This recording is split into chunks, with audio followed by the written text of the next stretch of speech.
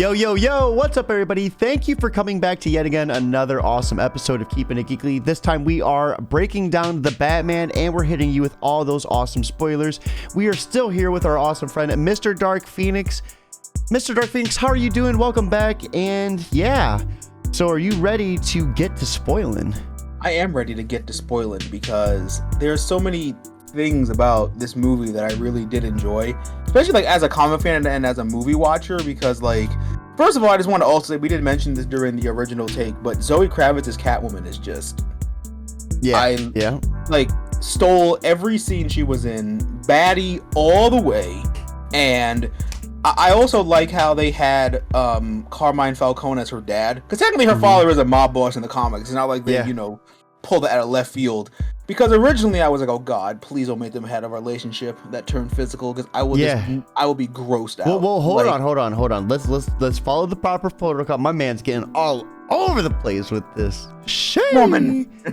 So, The Batman is a 2022 American superhero film based on DC Comics character Batman, and is a reboot of the Batman film franchise. This film was directed by Matt Reeves, who wrote the screenplay with Peter Craig.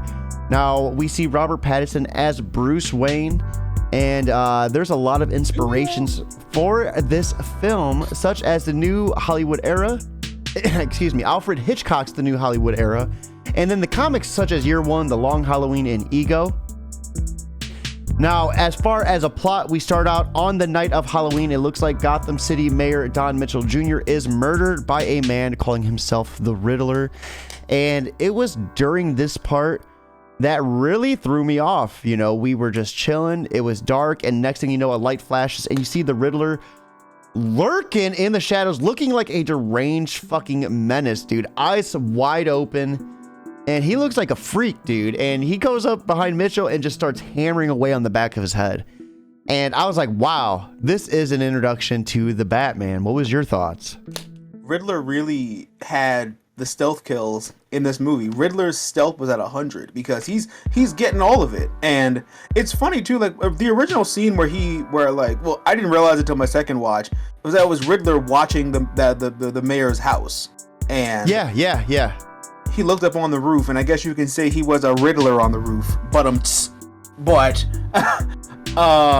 when you see his eyes, because at first, obviously, the first watch, you're not going to notice it. And then you saw the lightning flash, and it was like his eyes. I'm like, oh, shit.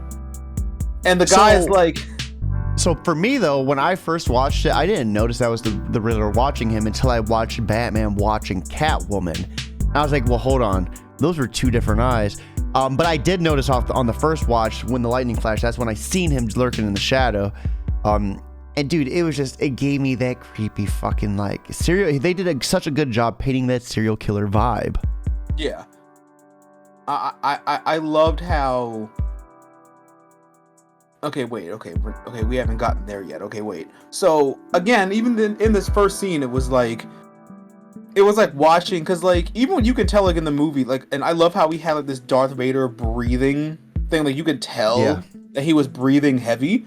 And I just love how even when he commits all of his crimes, you can just really tell, even through the mask, which is one I love Paul Dano as the Riddler, and I love Paul Dano. Like, even through the mask, you can really tell that he does not care. Yeah. Like, yeah. So this follows. Sorry. No. It's like, and he can just it's one thing to act.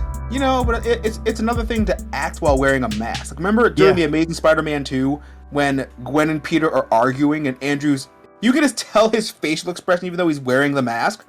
Yeah. It's like something like that. And it's a hard thing to do. Yeah. It's just, I loved it. And then, like, he started bashing him, and then, like, they walk in. Oh, no, wait. Yeah, and then they walk in, and, like, that one cop is like, what are you doing? And I'm like, oh, don't touch the bat symbol on the chest. Oh, yeah. When they introduced Batman to the scene, and this is taking place in Year 2.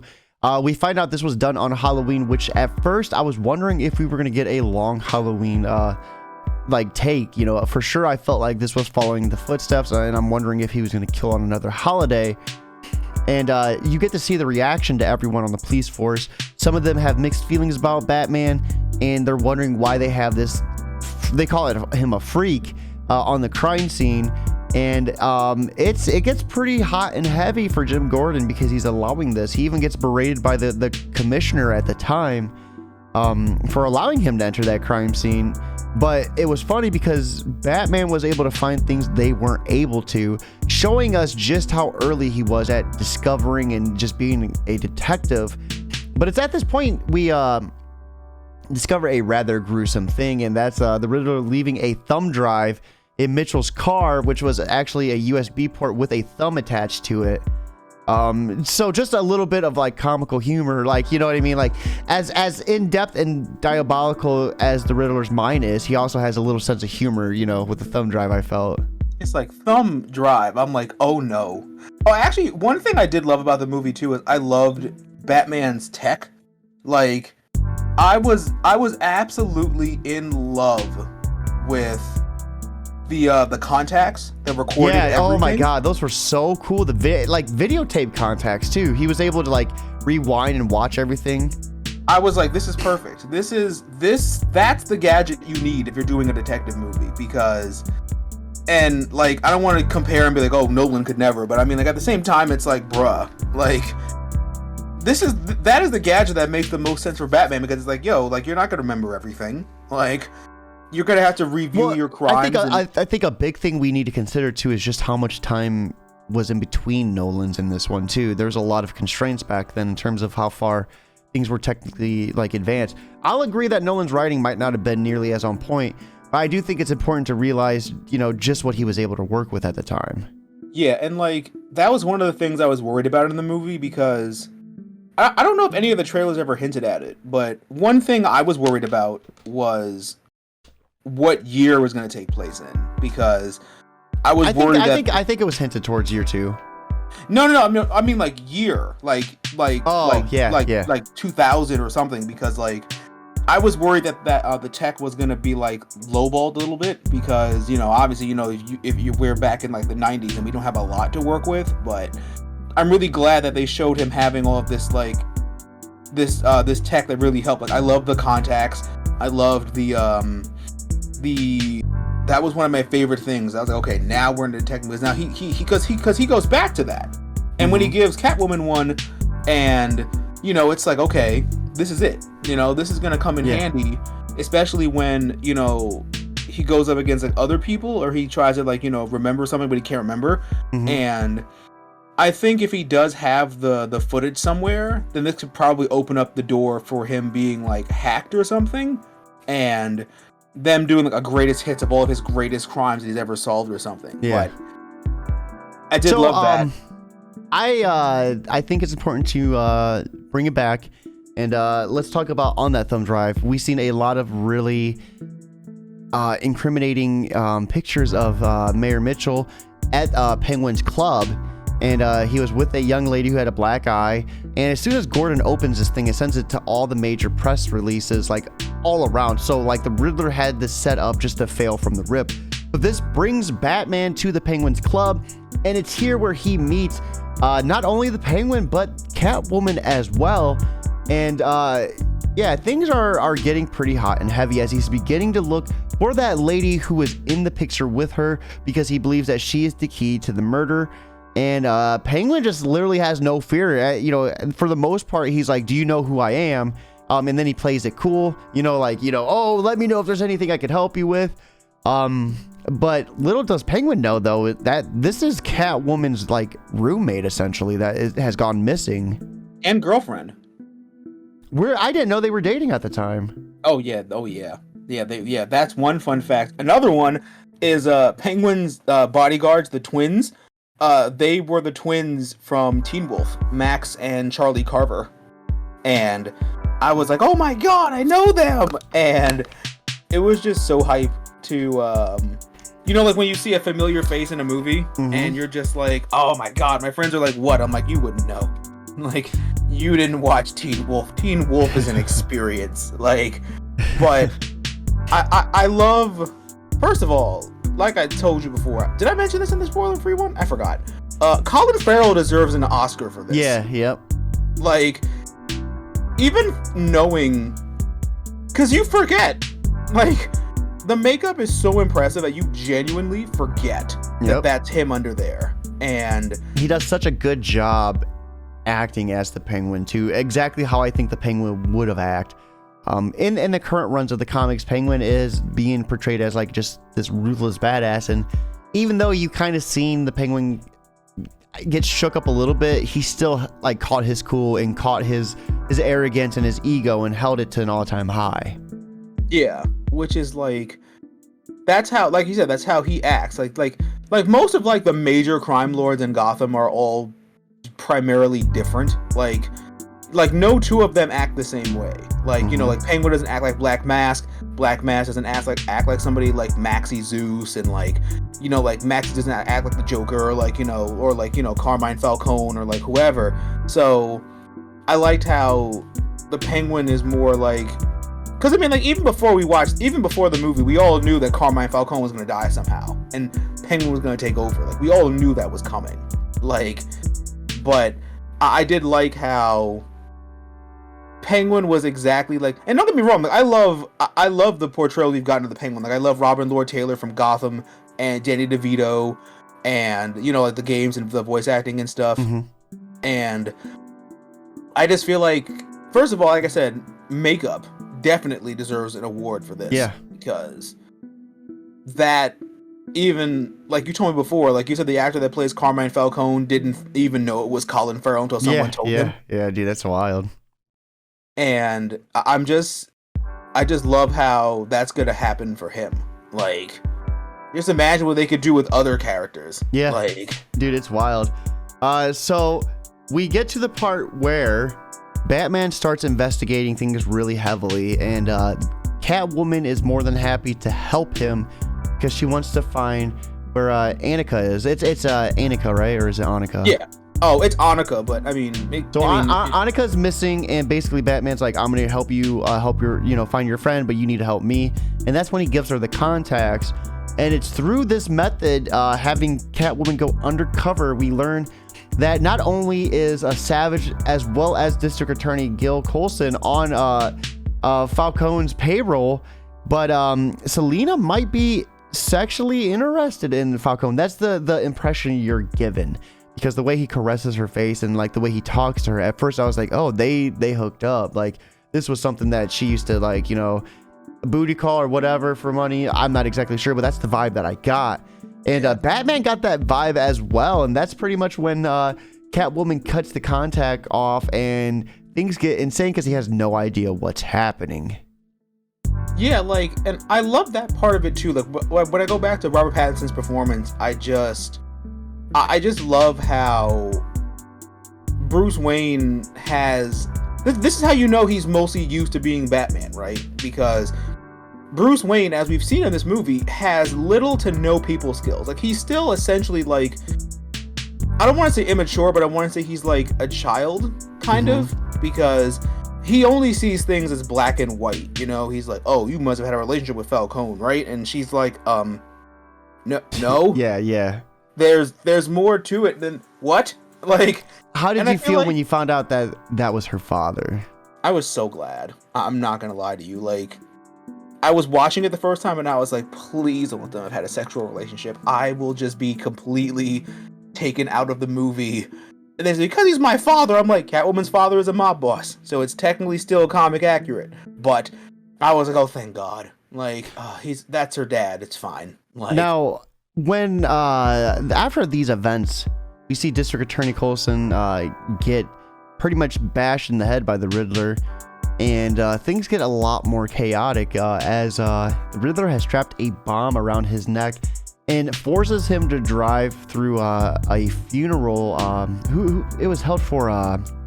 The mayor. The mayor who was killed, yeah. So they were holding a funeral. The mayor's kid was at front row seats and everything, and Batman actually saves the kid. You see Bruce Wayne get up and like push the kid out of the way, and when Coulson gets out, he has a bomb wrapped around his throat in the middle of this funeral, dude. I was like, wow. It was at this point in the movie where I was just fully 100% invested.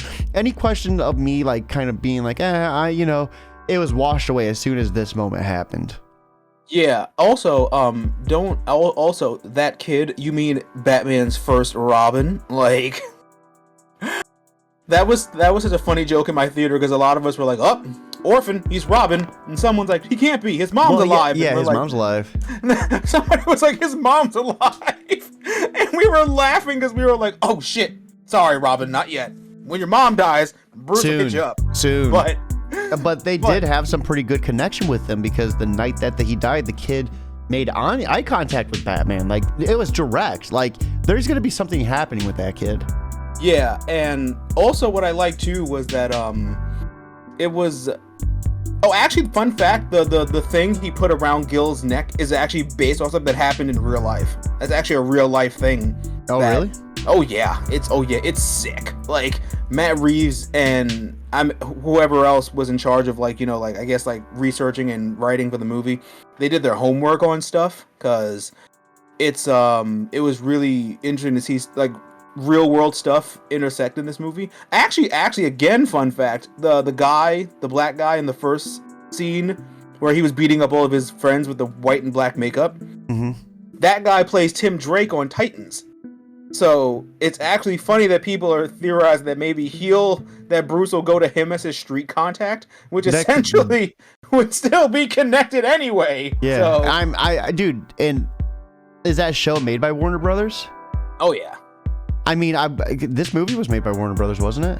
Yeah, and actually, he had gotten the job right when they dropped the first trailer. Like when they dropped the first trailer, they announced him as Tim Drake for Titans. So I wouldn't, think about it. That could be in the realm because he didn't get beaten by Pattinson. Pattinson pretty much just like looked at him and realized, that could be a defining moment for him. Yeah, he was like, I'm gonna catch my train now. It's coming, so I'm just gonna leave. Actually, I really did love too how Bruce kind of figured that, because it's actually Batman's. I don't know who says it in the comics, but I think it's either Batman or someone else who says it, that psychopaths either return to the scene of their crimes or they just can't help seeing the reaction to their crimes. And that's how we knew Riddler was going to be at the funeral. Yeah. Because it was this panel where like the Joker does something terrible, obviously, right? And Batman's trying to look for him to find out where he is, and the Joker turns around as the thing happens, and Batman's like, "Oh, there's that bitch right there. I knew it." Like, so it's just funny to see that even when he's still trying to figure things out, how invested he is in his detective work and how detached he is from humanity. Because honestly, he is. Like, he hasn't done anything as Bruce Wayne. Because when Alfred was like, "Oh, the investors are coming," he's like, "Here? Like, why?" Because I can't get you to go outside. Yeah. Like, so it's at this time though, Batman tries to disarm this bomb wrapped around his neck, and after getting 2 of the 3 riddles down, the last one is basically the riddle calling out Coulson and wanting him to admit the rat. There's a rat. This is when we learn of this big case that happened that supposedly is going to uproot Gotham and just destroy everything if it gets out. And Coulson, instead of giving out that name, refuses to because the mob will kill his family and everything. So he decides just to get blown apart. And keep in mind, it's at this funeral. So this dude gets his head blown off at this funeral.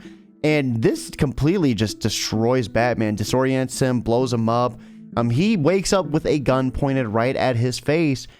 And that's when things start to look really, really sour. And things are going to be getting insane for a Caped Crusader. I can't remember. This is the part I'm cloudy on. Is this at the moment where they bring him in for questioning? After the bomb went off in his face, that's when he wakes up in the police. He wakes up in the police department. Yes. So this was one of my biggest conflicting moments of the movie, because after he leaves, the police put out a all points bulletin on him.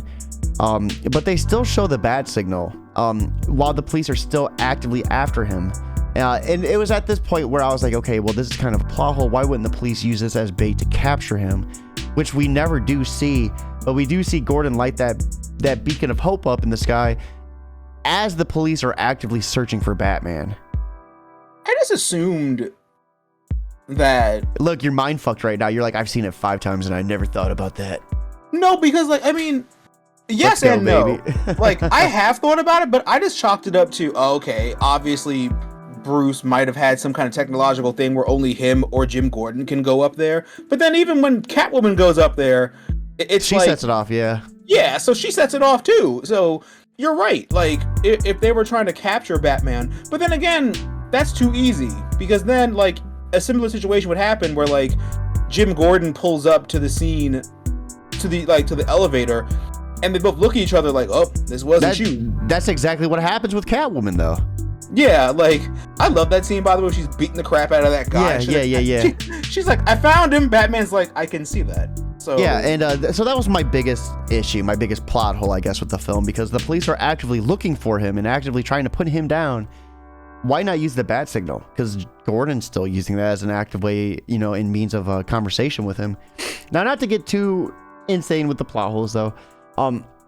This leads Batman to actually go to Falcone and talk to him himself as Bruce Wayne, because on the news, it leaks out that his dad took a bribe, or whatever you want to call it. His dad enlisted Falcone to kill a reporter that was just digging up too much dirt. They tried to bribe him, but money was not going to solve their problem.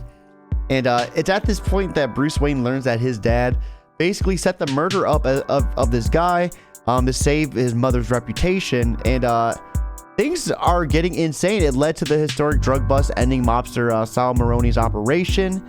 And that's when he begins to think that the Penguin may be the rat in this scenario. Two things about that. One, I loved how that they kept teasing Hush, because the guy's last name was Elliot, and it literally had Hush on the newspaper article. And I love this idea that Martha Wayne was in and out of Arkham Asylum, because it for me anyway, it makes perfect sense, because Batman's also crazy. Bruce Wayne's also crazy. So it would be a great thing to learn that it's hereditary. Like, insanity runs in the family. You actually see Martha become the Joker in one of the older issues. Yeah, like in Flashpoint too. Yeah, yep. And I just love that idea that it's a conflicting thing. Also, we still have an Arkham out there, Amadeus Arkham, who becomes the second Black Mask. That would be amazing. Like, but I loved the idea that Thomas and Martha Wayne are not just, these people that, like, even Carmine Falcone was like, then Salvatore Maroni found out whatever, and then Bruce is like, are you saying Salvatore Maroni had my parents killed? And he's like, I can't prove it, but that's always what I assumed. And and it's at that point you see Thomas like going insane. Now, we kind of left out a pretty big part too. During the string of murders, though, there is a bomb that's sent to Bruce Wayne's house, intended for Bruce. And this was a really powerful scene for me, as you see Robert Pattinson as Batman in the Batmobile driving and fleeing home. I don't know. That's before the Penguin chase, right? Yeah. He drives home afterwards, because that's how they find out about. First of all, that scene with Penguin was great, where he was like, what are you showing me that? It was the Penguin scene, right? Or was it the bomb? Yeah, it was the Penguin scene. Well, it was the heist. It was Batman and Catwoman meeting up at the scene of the crime to get Penguin. The Penguin chase. The bomb. Okay. Yep. Okay. So basically, see, I was on the right track. We just got off tangent. So they think Penguin is the rat, which leads them to the heist that Selina has set up herself to make away, with just tons of money. It's at this point that you just see this crazy scene bust out between the Penguin and Batman, busting out on the highway, blowing up things left and right. The Penguin thinks he gets away, and here comes Batman out of nowhere. And it's here that we learn some pretty crazy information too. Batman doesn't really get a whole lot out of the Penguin, though, because Penguin's an OG. Yeah, really. Like, Penguin ain't no snitch bitch. Like, and I find that funny, because I know it's a PG-13 movie, and I don't know if anybody said it, I can't remember, but I know that allows you one F-bomb, and I really think Penguin should have used it. Like, yeah. Penguin, I ain't no fucking rat, and I'm like, that's it. That's it. It's also during this part, though, that Selina sees her friend her dead corpse in a car. So she knows that her friend was killed, and she is on a war path to go take down her dad, Falcone. And yeah, things are getting more and more insane. It's during this point they're following the Riddler's trail of papers, and everyone learns about Thomas Wayne and Martha and the Riddler holding a grudge against the Wayne family because they denied his orphanage. They had a thing set up where they were granting money to the orphanage to help it run, but as soon as Thomas Wayne died, that money, didn't go to them. So we learned the Riddler blamed Thomas Wayne for that, and it's at this point he sends a bomb to Bruce Wayne to take care of Thomas Wayne's son, but it gets intercepted by Alfred. And man, that was such a heartbreaking scene to see the bomb go off, to see Robert Pattinson calling Alfred, screaming in the Batmobile, only to find out that he's an hour late. I was so like, because first off, I was like, I know y'all ain't about to kill off Alfred. Like, y'all not about to make me watch this. Like, but then when it was like he was an hour late, and I was like, oh shit. Like, and when he finally got through to the house, and she was like, I've been trying to reach you, and I was like, how? I ain't seen Batman have no cell phone. Like, you trying to call the car phone? Remember when car phones were giant modem-sized things? Like, and when they showed him in the hospital bed and he was fine, I was like, oh, thank goodness. I'm tired of watching Alfred die. Like, so one thing I'll say too, I really like that this movie didn't have Martha dying in it again. Like, we didn't have to go through that remake a billion times again. Yeah, right. I'm like, I'm tired of seeing them die. Like, the only reason it worked in Batman v Superman was because there were more plans for those actors. But I'm just like, don't show their murder again. Like, we know what happens. Just skip past it. It's at this point that the Riddler releases all the evidence that Thomas was running for mayor before he was murdered and everything. We see Batman talk to Alfred, who survived the blast, and we find out that Falcone misled him, and it was actually him who was pretty much, everyone was pointing the fingers at him for being involved in the murder of Thomas and Martha Wayne, that it wasn't Maroni. Maroni was set up to take the fall in order to make Falcone the one who benefited the most from this. He was the rat, the informant, because the police wanted to make money and they needed a mobster to do it. Now, this is kind of, I feel like, the climax in the movie. This is when the Riddler's puzzles start getting really intricate and they start addressing Batman. I didn't realize this for what it was until the Riddler got caught, but it was pretty much they were setting up the pieces to implicate Batman in all these murders. That's the vibe I got, especially in the scene where he's talking to him. He's like, you were a part of this. I couldn't do it. You were the one that brought him into the light. I'm like, dude, they're really trying to bring Batman down with the Riddler at this point. God, I love that scene. I love how he was like, I like your mask. I wish you could have seen me with mine. But he was like, you've shown what it takes to rule a city with fear and focused violence. And I was like, preach, Riddler. Gone. Before we get too deep into it, we find out that Falcone was the one that strangled her, Annika. Strangled Annika to keep the secret safe because Mitchell told him that she was informant. It was time to kill her. They were afraid that all that information was going to get out. The Riddler is soon unmasked, though, as Edward Nashton, and he's incarcerated. And this is when things get insane because we are led to believe that it's kind of like over, but it's not. And it's during this scene that's when he begins implicating Batman as being his accomplice, saying, you brought Falcone into the light. We totally forgot the part where Falcone gets killed. Is that really important, though? Like, well, kind of. Catwoman goes to kill him. Batman goes to stop her. Batman had legs. Yeah, Batman goes to stop her, and he's like, "Let's do this the right way." And he brings him out into the street to get him arrested, and that's when the Riddler's across the street with a rifle and kills him, and was like, you need to bring him into the light. Batman thought that meant bring him into justice, but it meant bring him into the street light so I can get a clear shot on him. Fucking was mind blown.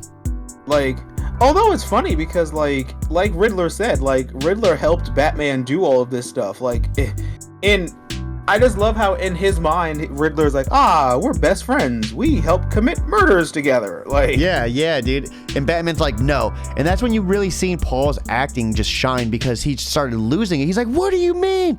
I didn't plan for this to happen. This is not how it was supposed to happen. I'm like, dude, thank God, because if Batman would have been implicated in this with the police already hot on his trail and shit, I would have lost it, you know? Yeah, it would have been like, y'all bitches already don't like me. Like, y'all think I would really do this? Like, now, after rejecting the partnership, though, Batman goes back to his apartment. Oh, wait. Oh, wait. We skipped. Wait, hold on. We skipped the fact that, remember when when they first met face to face and Riddler kept saying Bruce Wayne? And, oh, yeah, he knows who he is. See, and that's the thing. Like, I love how that scene is like, because some people view it differently, and because like, remember when he kept saying Bruce Wayne, he was talking about Bruce Wayne, and Batman's face was like a dog that knows he got in trouble. He's like, well, he had Bruce Wayne's face with his eyes blacked out in his apartment too. So it was hard. Yeah. Maybe he wasn't saying he is Batman, but that's the vibe that I got. No, yeah, that's the vibe I got too. Like, I got the vibe that Riddler knows who he is, because he was like, you know, oh man, whatever could I have done this without you? And you know, because.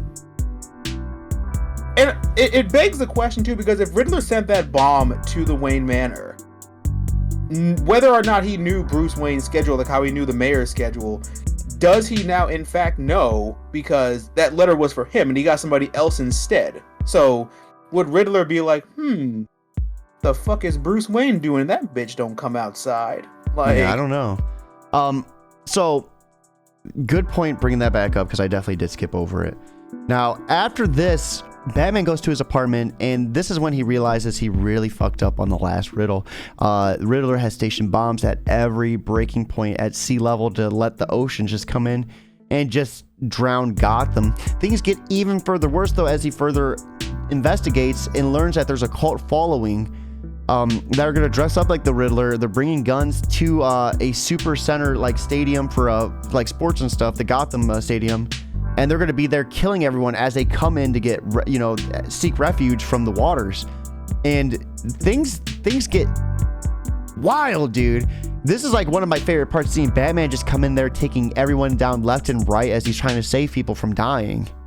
I love, like, first of all, that was one of my favorite parts of the movie when Batman went back to the apartment and that cop was like, oh, that's a lift. You use a lift, whatever. And then he found out the last thing, and because in my head, the first time I was watching it, I was like, oh great, Batman found where the bombs are, and he's gonna disarm them. And oh my god, the bombs went off. What's happening? Like, yeah, the bombs were going off as soon as he realized it. As soon as he put the dots together, it's like boom, boom, boom, boom. And I love that, because I love that Riddler's plan worked. Like, I don't like when. Because like I said before, I was like, oh great, Batman's going to solve the mystery and then he's going to figure it out and blah, blah, blah. But then, like, it worked. Riddler's plan went through mostly all up until the end. And yeah. I for one, love that direction that they went in, because, you know, Gotham is in peril now and literally underwater. And it's, it was great too, like when the one guy shot him point blank with the shotgun. Yeah. And he injected that adrenaline. I think it's adrenaline. People are out here online talking about, oh, it's venom, like for Bane, and I'm like, get out. No, that was adrenaline, because that was adrenaline. He gasped from it because it hit him, and then he's like, like, and he just fucking full aggro, dude. It was so awesome. And you know what's funny too, because somebody was like, that dude's face was beating in. He's like, I am vengeance, and Batman's like, fuck. He's like, bitch, that's my marketing. That's trademarked. I'll sue you. Like, but I knew that it was adrenaline, because I was like, guys, did we not see Kick-Ass 2? Hit Girl did that exact same thing. Like, yeah, she injected herself with the adrenaline and went bomb ham. So whatever. But after this, though, Batman is able to rescue most of the people that are trapped, and we pretty much just get a lot of inspiring shots of him, like leading people through the darkness to the light, you know, the big focus of the film. And we also see him and Catwoman break ways too. So while he's off saving the city, she's off leaving it, and she is hinted to go to none other than Bloodhaven. Another terrible, terrible city. Yeah. Oh my God, is Bloodhaven which only like goes to solidify the Nightwing theory. Oh my God, wait. If Gotham City is supposed to be New York, does that mean Bloodhaven is New Jersey? I think. Oh my God.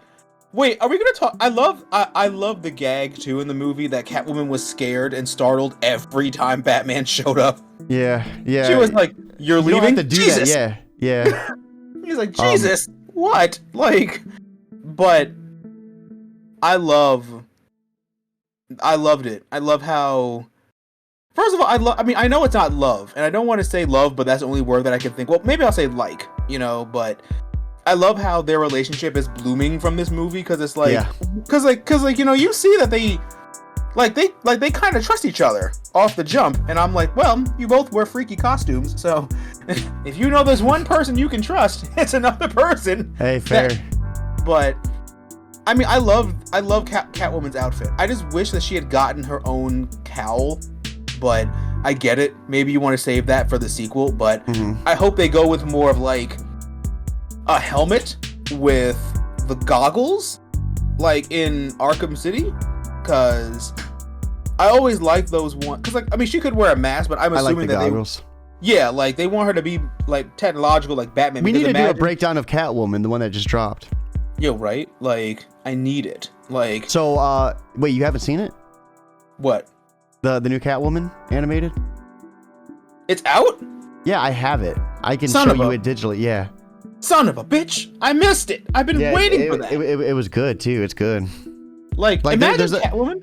There's a moment where her and Batwoman, you think she's about to shack up with Batwoman, but then she's like, no, you can watch though, and I'm like, fuck.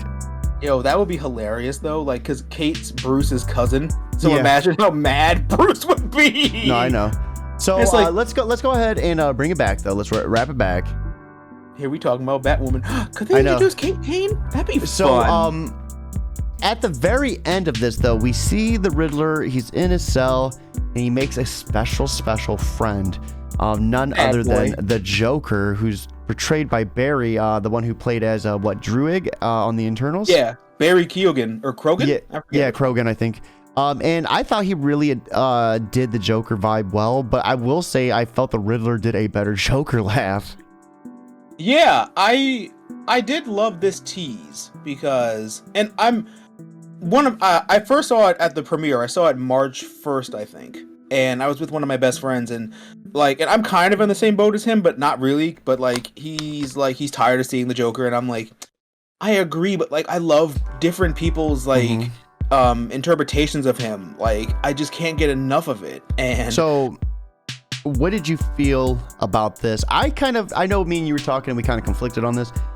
I kind of felt like it was leading towards us seeing a war of the joke and riddles where we see both of them kind of on a manhunt to take down Batman, because as far as I know, this Joker has already met the Batman in year one. I think that's the way they're playing it off, where Batman has met him in year one and has already taken him down, and that's why he's imprisoned in year two.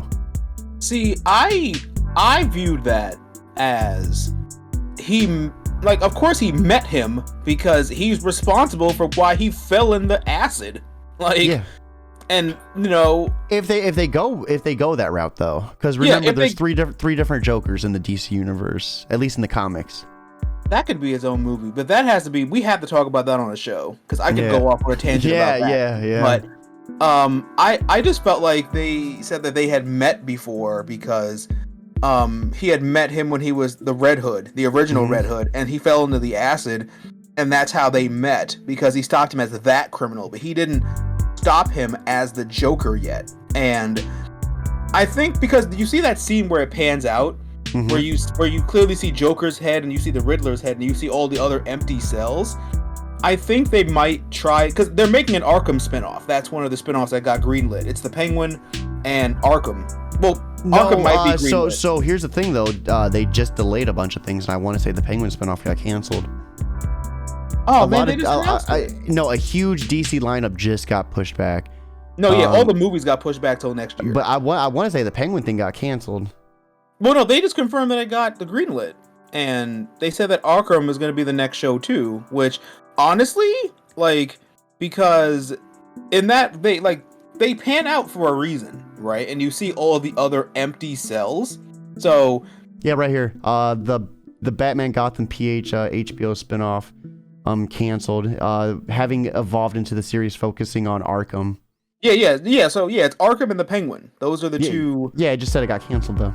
No, yeah, but not Penguin. The Gotham PD show that they were gonna do. Which honestly, I'm glad that one got canceled because I was really pissed about its announcement because they were like, "Oh, guys, we're gonna do a show about the Gotham PD," and I'm like, when everybody I don't know. Maybe I got Gotham? confused. I don't know. Like, but I think if they want to do Joker, I think that personally, I think they should wait until the third movie.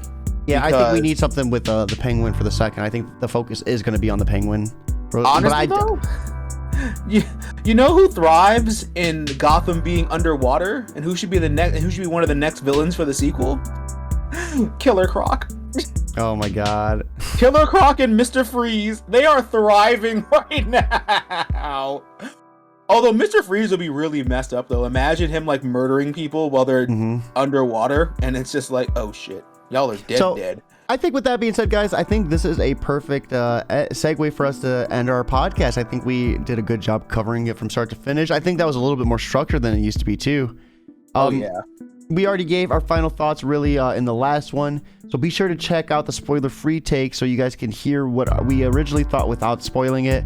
Mr. Dark Phoenix, thank you once again for hopping on and keeping it geekly with us. Thank you for having me. I always love talking with you about Absolutely, and let's watch the Catwoman sometime and bust out another episode about that one. Yeah, let's do that. That would be awesome. So with that being said, guys, that does wrap up today's podcast. We're going to have a lot of episodes hitting you today. Hopefully I could read some comics and get another Keeping It Geekly episode out to you. We did cover the War for Earth 3, as well as the Suicide version as part 2 of that as well. That just dropped yesterday on the YouTube, so check that out if you're interested. With that being said, guys, keep it geekly.